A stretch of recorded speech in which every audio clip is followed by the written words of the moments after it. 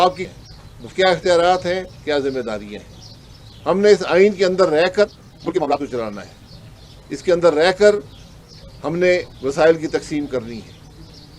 اس سے ہم باہر جائیں گے تو انتشار پیدا ہوگا. پھر بلوچستان کا نوجوان مایوسی کی بات کرے گا، اپنے حق کی بات کرے گا، اپنے وسائل کی بات کرے گا. ہمیں آج اس کی آواز سننی پڑے گی. دہشت گردی کا مقابلہ ہم پہ لازم ہے، لیکن یہ معاملات کیوں پیدا ہو رہے ہیں، اس کی جڑ تک پہنچنا آج ہم سب پہ ضروری ہے. یہی سوچ لے کر ہم آج کوئٹہ آئے ہیں. ہم لشکری رسانی صاحب کے بہت مشکور ہیں. انہوں نے بڑی عزت کے ساتھ جو روایتی بلوچستان کی ایک طریقہ ہے اس کے ساتھ ہمیں ریسیو بھی کیا، اپنی بات بھی کی، اور ہمارے اوپر یہ لازم ہے کہ جو بات انہوں نے کی ہے پاکستان کے عوام تک پہنچائیں. ہمارا صرف یہ مقصد یہ ہے کہ رسمی یہ دورہ نہیں ہے کہ ہم یہاں پر کوئی پریس کانفرنس کر کے فوٹو کھنچوا کر چلے جائیں گے.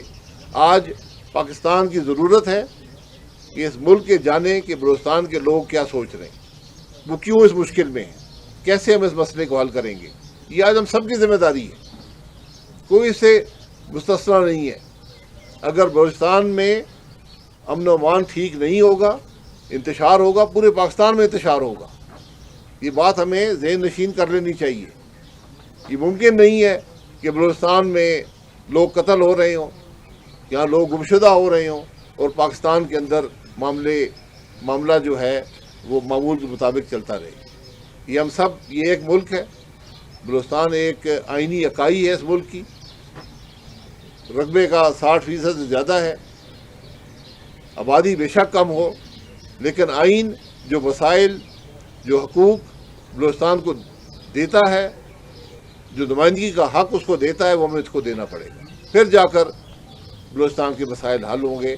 اس پر میری اپنے تمام پاکستان کے دیگر علاقوں کے، پاکستان کی جو پولیٹیکل لیڈرشپ ہے، ان سے گزارش ہے کہ اس بات کو سمجھیں.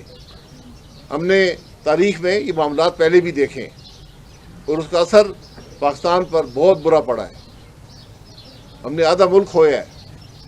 ہمیں ان معاملات کو طے کرنا ہے، اور وہ طے صرف عوام کو حقیقی نمائندگی دینے سے ہوگا، آئینی حقوق دینے سے ہوگا، اور قانون کی حکمرانی سے ہوگا. یہ بات ہم لے کر آج یہاں پر آئے ہیں. بہت شکریہ.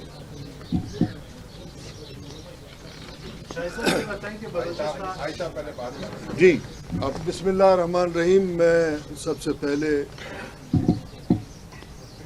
اپنے ساتھیوں اور سروان ہاؤس کی طرف سے عباسی صاحب، جناب سابق وزیر اعظم خاقان عباسی صاحب، ان کے تمام وفد اور تمام ساتھیوں کو سرزمین بلوچستان میں ویلکم کہتے ہیں،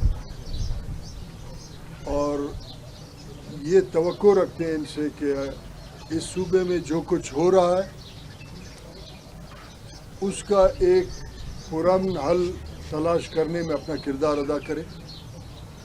تھوڑی دیر پہلے وہاں ہم جب چائے پہ ہم بیٹھے تھے، ہم نے بلوچستان کے تمام امور جو بھی ہمارے سمجھ میں اس پہ کھل کے بات ہوئی کہ ہمارا قومی اور سیاسی ذمہ داری ہے کہ اپنا آواز ان قوتوں تک پہنچائیں جو پاکستان کے پولیٹکس میں، وفاق کے سیاست میں کوئی کردار ادا کر سکتے. یہاں بات یہ بھی ہوئی کہ پاکستانی اسٹیبلشمنٹ بلوچستان کی سیاست کو مذاق بنا چکا ہے، اور اس کے کم تعداد کو وہ اپنے طاقت کے ذریعے کرش کر کے اپنے چھوٹے چھوٹے مفادات حاصل کرنا چاہتا ہے.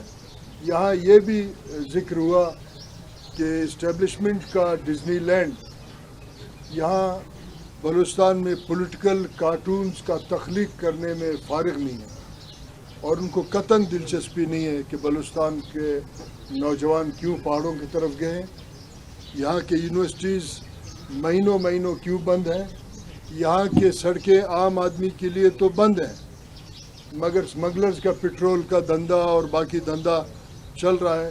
یہ لگ رہا ہے کہ جس پولیٹیکل کارٹونز کو تخلیق کرتا ہے ریاست پاکستان اور اس کی انٹیلیجنس ایجنسی، یہ ان کا پالیسی کا حصہ ہے. یہاں बलूचिस्तान के लोग एक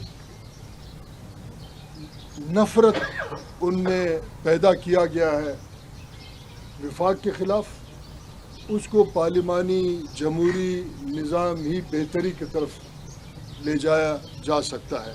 मगर जहाँ रियासत ने डिज़ाइंड अफरा तफरी, इंतशार, बदअमनी क्रिएट किया है, उससे फ़ायदा उठाते हुए जाली कानून साजी भी करते हैं। पिछले दिनों असेंबली में